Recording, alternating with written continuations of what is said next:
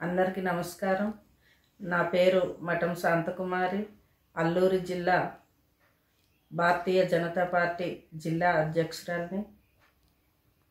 అలాగే దేశ ప్రజలందరికీ అలాగే పార్టీ శ్రేణులందరికీ కూడాను పేరు పేరున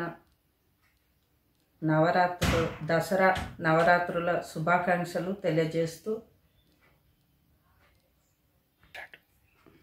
అలాగే ఆర్ఎంకే టీవీ ప్రేక్షకులందరికీ కూడాను పేరు పేరున దసరా శుభాకాంక్షలు.